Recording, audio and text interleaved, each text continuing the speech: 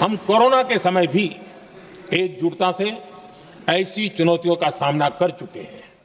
संसद में हुए इस स्पीच के बाद देश में हड़कंप समच गया। देश भर के पेट्रोल पंप्स में लंबी भीड़ लग गई और सोशल मीडिया पर लॉकडाउन की बातें चलने लगी। लेकिन चलिए सच क्या है इसे जानते हैं। इंडिया अपनी जरूरत का लगभग 85% ऑयल इंपोर्ट करता है और इसका बड़ा हिस्सा मिडिल ईस्ट से आता है। वॉर के कारण दुनिया भर में ऑयल सप्लाई की संकट आ पड़ी है और इससे इंडिया भी अछूता नहीं है। और इस तरह की सिचुएशन के लिए दुनिया भर की सरकारें स्ट्रेटेजिक पेट्रोलियम रिजर्व्स बनाती है। हमारे देश में भी ये मौजूद है, जो प्रेजेंट है विशाखापट्टनम, बेंगलुरु और पदूर में, जिनकी टोटल कैपेसिटी लगभग 5.33 मिलियन मीट्रिक टन है। और जो ऑयल हमारे पास अभी बचा है वो लगभग 7 से 10 दिन तक देश की एनर्जी डिमांड को सपोर्ट कर सकता है। इसके अलावा ऑयल कंपनीज और रिफाइनरीज के पास भी लगभग 60 से 65 दिन का स्टॉक होता है। फिर पेट्रोल पंप पे भीड़ क्यों लग गई? आंसर है फॉल्स न्यूज, जिसके कारण लोगों ने पैनिक बाइंग की और टेम्पररी ऑयल शॉर्टेज जैसी सिचुएशन बन गई। सो हमें अभी कुछ दिनों तक कोई दिक्कत नहीं है, लेकिन अगर वॉर की सिचुएशन और लंबी खिंचती है तो देश में एनर्जी क्राइसिस के कारण सिचुएशन बुरी बन सकती है। और इसी की चर्चा मोदी जी संसद में कर रहे थे। उनका कहना था कि कोविड जैसी बड़ी सिचुएशन को हमने एकजुट होकर पार किया है और इसे भी पार कर सकते हैं। लेकिन ऐसी सिचुएशन आई ही क्यों? सो इस तरह के क्राइसिस को ध्यान में रखते हुए इंटरनेशनल एनर्जी एजेंसी